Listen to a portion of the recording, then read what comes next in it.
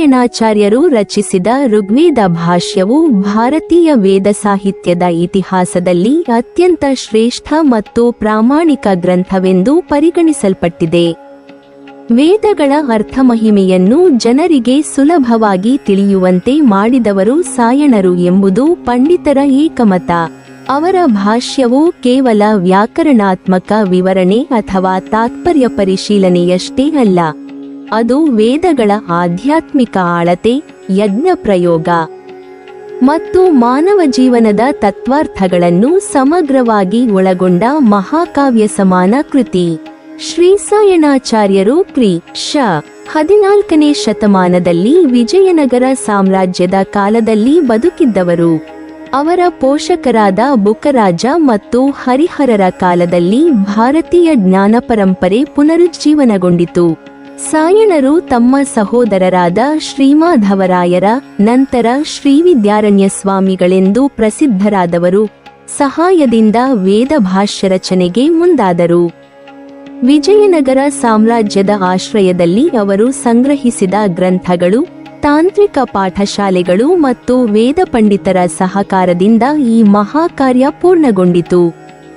ಋಗ್ವೇದ ಭಾಷ್ಯದಲ್ಲಿ ಸಾಯಣರು ಪ್ರತಿಯೊಂದು ಮಂತ್ರದ ಅರ್ಥವನ್ನು ಬಹುಪರಿಮಾಣಗಳಲ್ಲಿ ವಿಶ್ಲೇಷಿಸಿದ್ದಾರೆ.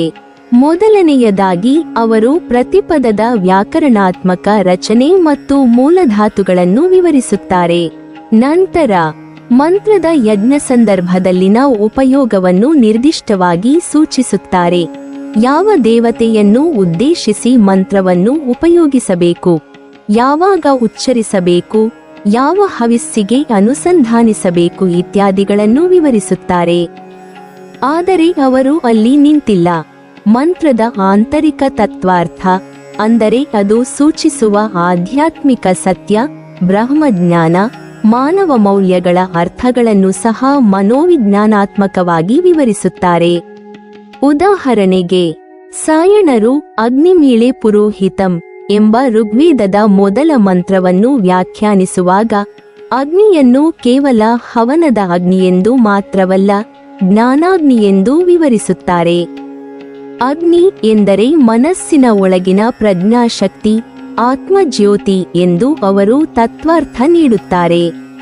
ಹೀಗಾಗಿ ಅವರ ಭಾಷ್ಯವು ಕರ್ಮಕಾಂಡ ಮತ್ತು ಜ್ಞಾನಕಾಂಡ ಎರಡನ್ನೂ ಸೇರುವ ಸೇತುವೆಯಾಗಿದೆ.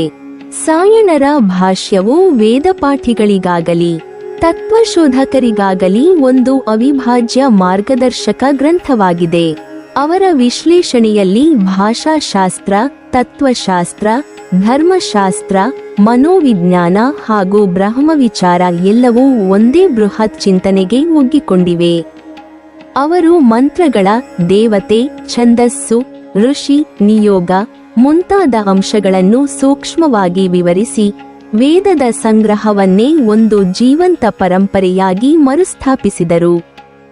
ಸಾಯಣರು ತಮ್ಮ ಭಾಷ್ಯದಲ್ಲಿ ಮಂತ್ರಗಳ ಅರ್ಥವನ್ನು ಕೇವಲ ತತ್ವವಾಗಿ ಹೇಳುವುದಲ್ಲ, ಅದನ್ನು ಆಚರಣಾತ್ಮಕ ಜೀವನದ ಪ್ರಜ್ಞೆಗೆ ಸಂಬಂಧಿಸುತ್ತಾರೆ. ಅವರ ಪ್ರಕಾರ ವೇದವು ಕೇವಲ ಓದುವ ಪುಸ್ತಕವಲ್ಲ, ಅದು ಬದುಕುವ ದಾರಿ. ಮಂತ್ರಗಳಲ್ಲಿ ವ್ಯಕ್ತವಾಗಿರುವ ದೇವತೆಗಳು ಬಾಹ್ಯ ಜಗತ್ತಿನ ಶಕ್ತಿಗಳು ಮಾತ್ರವಲ್ಲ, ಅವು ಮಾನವ ಮನಸ್ಸಿನ ವಿವಿಧ ಆವೃತ್ತಿಗಳ ರೂಪಗಳು. ಇಂದ್ರನು ಧೈರ್ಯ ಶಕ್ತಿ, ಅಗ್ನಿ ಬುದ್ಧಿಶಕ್ತಿ, ಸೂರ್ಯ ಪ್ರಜ್ಞೆ, ವಾಯು ಚೈತನ್ಯ, ವರುಣ ಸಂಯಮ ಇವುಗಳೆಲ್ಲ ಸಾಯಣರ ಭಾಷ್ಯದಲ್ಲಿ ಪ್ರತ್ಯೇಕ ಮನೋವೈಜ್ಞಾನಿಕ ಅರ್ಥಗಳಾಗಿ ಕಾಣುತ್ತವೆ. ಇದರ ಜೊತೆಗೆ ಸಾಯಣ ಭಾಷ್ಯವು ಅದ್ವೈತ ತತ್ವದ ಆಳವಾದ ಪ್ರಭಾವವನ್ನು ಸಹ ಹೊಂದಿದೆ. ಅವರ ಗುರು ಪರಂಪರೆ ಶಂಕರ ಭಗವತ್ಪಾದರ ಸಂಪ್ರದಾಯವನ್ನು ಅನುಸರಿಸುತ್ತಿದ್ದು, ವೇದಾರ್ಥವನ್ನು ಅಂತಿಮವಾಗಿ ಪರಬ್ರಹ್ಮತತ್ವದ ಅನುಭವದಲ್ಲಿ ಸಮಾಪ್ತಗೊಳಿಸುತ್ತದೆ. ಅವರ ಪ್ರಕಾರ ವೇದಗಳು ಆಧ್ಯಾತ್ಮಿಕ ಬೋಧನೆಯ ಮೂಲ ಮತ್ತು ಎಲ್ಲ ಮಂತ್ರಗಳ ಅಂತಿಮ ಗುರಿ ಬ್ರಹ್ಮಜ್ಞಾನವೇ. ಸಾಯಣರ ಈ ಭಾಷ್ಯವು ಇಂದಿಗೂ ವಿಶ್ವದ ವೇದಶಾಸ್ತ್ರ ಅಧ್ಯಯನಗಳಲ್ಲಿ ಪ್ರಮಾಣ ಗ್ರಂಥವೆಂದು ಪರಿಗಣಿಸಲಾಗುತ್ತದೆ. ಯುರೋಪಿಯನ್ ವೇದಶಾಸ್ತ್ರಜ್ಞರಾದ ಮ್ಯಾಕ್ಸ್ಮುಲ್ಲರ್ ಮುಂತಾದವರು ತಮ್ಮ ಅನುವಾದಗಳಲ್ಲಿ ಸಾಯಣ ಭಾಷ್ಯವನ್ನು ಆಧಾರವನ್ನಾಗಿ ಮಾಡಿಕೊಂಡರು. ಹೀಗಾಗಿ ಸಾಯಣರ ಕೃತಿ ಕೇವಲ ಭಾರತೀಯ ಸಂಸ್ಕೃತಿಯ ಮೌಲ್ಯವಲ್ಲ, ಅದು ವಿಶ್ವಮಾನವತೆಯ ಆಧ್ಯಾತ್ಮಿಕ ಪರಂಪರೆಯ ಅಮರ ಚಿಹ್ನೆಯಾಗಿದೆ. ಒಟ್ಟಿನಲ್ಲಿ ಶ್ರೀಸಾಯಣಾಚಾರ್ಯರ ಋಗ್ವೇದ ಭಾಷ್ಯವು ವೇದದ ಕಾವ್ಯ ಸೌಂದರ್ಯ, ಯಜ್ಞ ಪಾವಿತ್ರ್ಯ ಮತ್ತು ತತ್ವಜ್ಞಾನಗಳ ಸಮಗ್ರ ಸಂಗ್ರಹವಾಗಿದೆ. ಅದು ವೇದದ ಹೃದಯವನ್ನು ಮನಸ್ಸಿಗೆ ತಂದುಕೊಡುವ ಶಬ್ದರೂಪದ ಜ್ಯೋತಿ. ಅವರ ಕೃತಿಯ ಮಹತ್ವ ಎಂದಿಗೂ ಕ್ಷೀಣಿಸದ ಬೆಳಕಿನಂತಿದೆ. ವೇದ ಜ್ಞಾನವನ್ನು ಅರ್ಥಮಾಡಿಕೊಳ್ಳುವ ಎಲ್ಲ ಕಾಲಗಳ ಸಾಧಕರಿಗೆ ಮಾರ್ಗದರ್ಶನ ನೀಡುವ ದಿವ್ಯಪ್ರಕಾಶವಾಗಿದೆ. ನೀವಿನ್ನೂ ನಮ್ಮ ಚಾನೆಲ್ ಅನ್ನು ಸಬ್ಸ್ಕ್ರೈಬ್ ಮಾಡಿಲ್ವಾ?